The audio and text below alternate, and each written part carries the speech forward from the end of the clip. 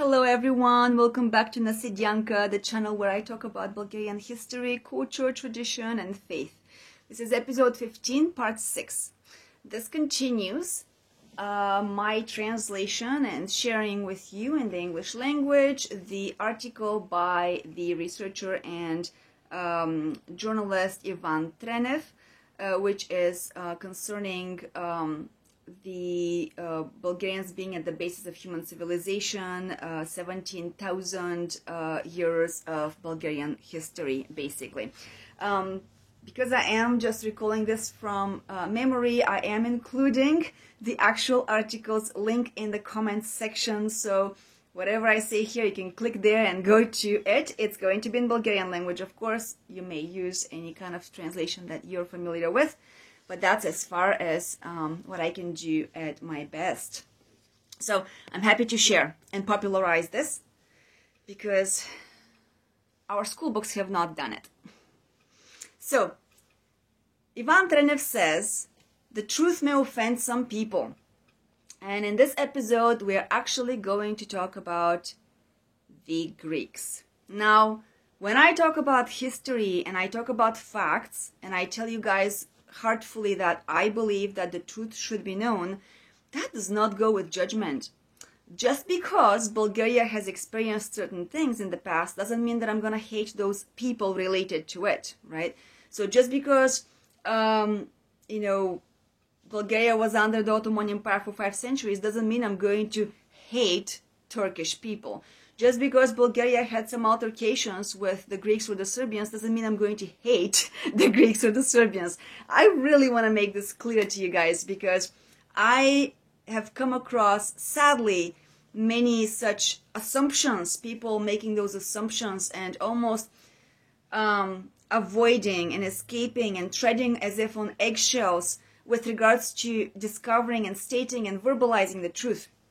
What I do is I state the truth for the sake of us human beings knowing the truth.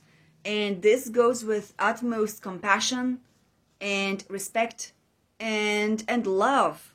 A spiritual, godly love in Christ. I believe that. So the truth may offend some people in that regard. This is usually so, Ivan Trenev tells us, because habit blows egos out of proportion.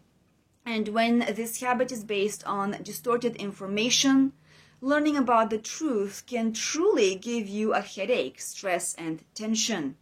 So not all headaches, though, and stress are bad. So who are the Greeks? And what about their mythology? So Ivan Trenev tells us that, he actually puts it in a question. He says, did you know that the Greeks stole it from the Bulgarians? Learn how the Chronicles of Avila made for Pope John VIII. The year is 872 through 882 AD. And published as the Book of Aricus, cunningly and deceptively changed the original Bulgarian scriptures and enforced on the Bulgarians to believe that they were foreigners in their own lands, trying to kill their confidence and ancestral line. By the way, side note, does that sound familiar? I mean, I'm thinking about what modern day power and control and lust for those does. We all know what's happened to the Native Americans in the Americas. We may not know, we at least in East Europe know what's happened to the Bulgarians. Similar things have happened to other countries, and I'm going to leave the politics right now to the side. I may address them in the future, who knows. Coming back to his article, it says, learn about the dirty, manipulative tactics of the Roman popes in the name of power and abuse.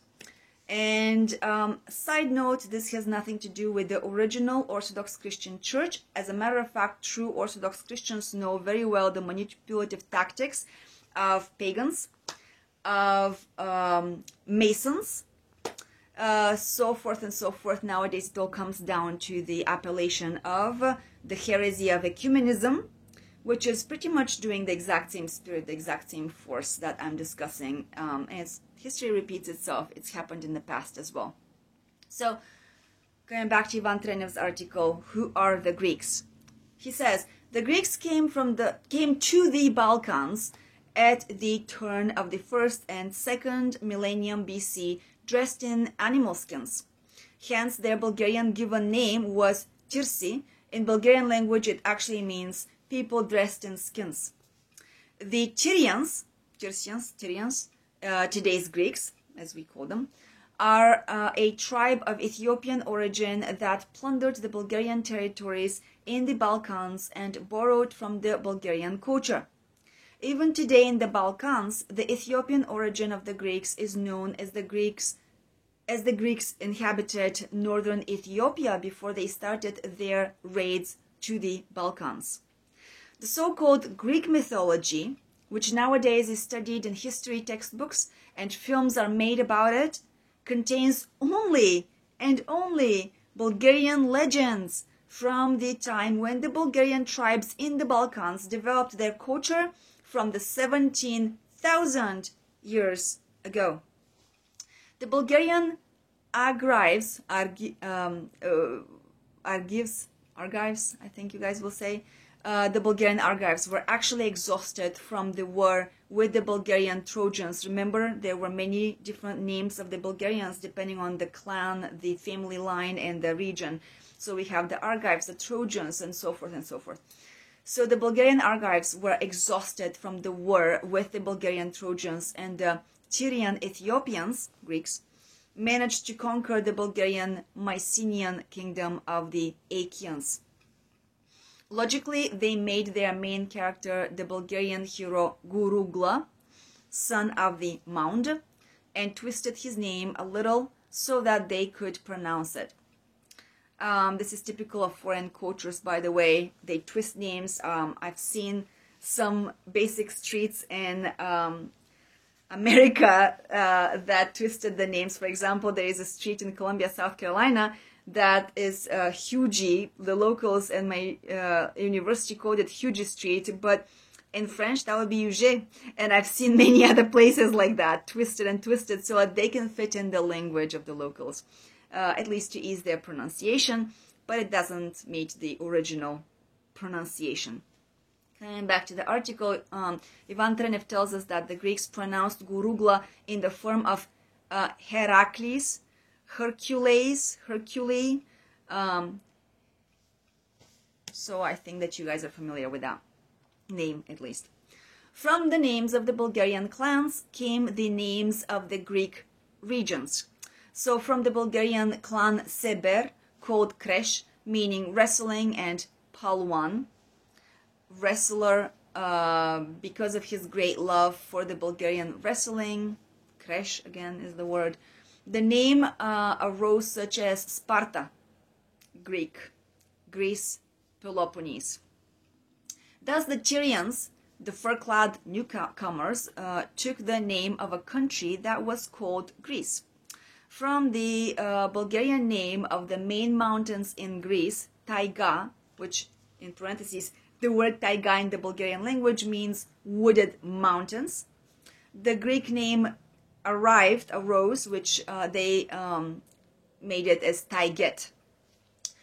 They used the Bulgarian words and names that had been used for Bulgarian family lines as well. So also, the Tyrians used the Bulgarian word Elat to call their conquered territories in their own twisted dialect, Hellas, Elas, in the original Bulgarian language, Elat, or Hellas, which means abundant, blooming country, again in the original Bulgarian language. To the Thracian Pelasgian Bulgarians actually belong Achilles, Ares, Atreus, Menelaus, Agamemnon, Polius, and Homer. The Muses, the patronesses of music and the arts, are Bulgarian Thracian in their origin. The Bulgarian Pelasgian Theseus founded the city of Athens, Bulgarian name Atana, much like typical other Bulgarian names ending in Ana. It's also exists up until this day because it's a Bulgarian cultural language, right? So again, the Bulgarian Pelasgian Theseus founded the city of Athens, which the Bulgarian called Atana. Pallada comes from ballad, in other words, Bala, which also is related to Bulgarian. Athena Pallas was blonde and blue-eyed. There is a note, the following words from ancient times mean Bulgarian or Bulgarian of Bulgarian origin, like when you hear the conjugations or the roots of words like Baal or Ball or Bell, Al, Alan, Asi, Trek, Trak, Mag, Mak, and others mentioned here, all of those were parts of the roots and the conjugations belonging to the Bulgarian appellations and language, original language. The current Greek alphabet was created by the Bulgarian Thracian Orpheus. Orpheus actually means Orapei, or he who sings of Tangra. If you guys have watched my previous episodes, you will have seen that Tangra was the monotheistic deity of the ancient Bulgarians. Orpheus and Eurydice are historical figures. The myth of Orpheus' descent into the underworld is a Bulgarian legend. Orpheus created the alphabet in the Rhodope Mountains. These are the oldest mountains known in Bulgaria. Current Bulgaria, again, they still exist there. So Orpheus created the alphabet in the Rhodope Mountains in the 13th century BC. The alphabet consisted at the time of 18 letters, Ivan Trenev informs us. So in the 8th century BC, the newly arrived Greeks were still at a stage where they could not erect massive buildings or monumental statues. The Greeks lived in thatched huts instead, while the Bulgarians are being characterized by wealth and prosperity. The Greeks at the time were characterized by poverty and destitutions again at that time. This is the moment when the Greeks began to learn to write in the script of the Bulgarians. Over time, the Tyrians learned culture, customs, mythology, and beliefs from the Bulgarians. After the invaders gained more strength, the tribe of the Tyrians cunningly and manipulatively put together their strategy for survival among the strong and advanced Bulgarians. The Tyrians built their state structure on the example of the Bulgarian state or country. Remember, I'm using those words interchangeably because I'm translating from Bulgarian, but a state in the Bulgarian sense was like a country with its own capital. So the Tyrians, nowadays Greeks, built their state structure based on the example of the Bulgarian state countries. Over time, they learned to attribute the Bulgarian traditions and achievements in art and culture as their own, to teach their future generations to believe in the in those inventions, and to believe that they basically themselves had invented the so-called Greek culture. Methodically, with writings and diplomacy, they managed to impose understandings among the masses of the world about what the Greek contribution to human civilization and the Greek achievements actually have been. So they used a lot of gaslighting. The much later passage of the Bulgarian Hanasporuch to the south of the Danube River in the year of 680 AD was not the creation of Bulgaria, as our common historical books nowadays falsely insist.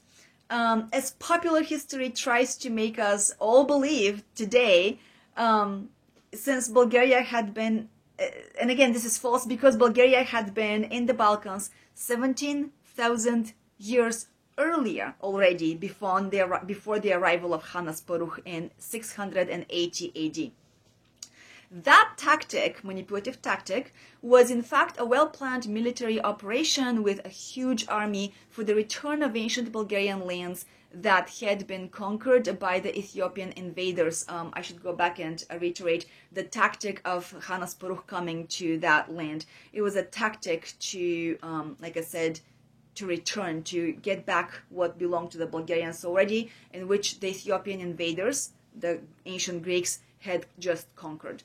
But this is how the story was changed by the Greeks themselves. Chronicles of Avila, made by Pope John VIII in the year of 872 through 882 AD, published as the Book of Aricus.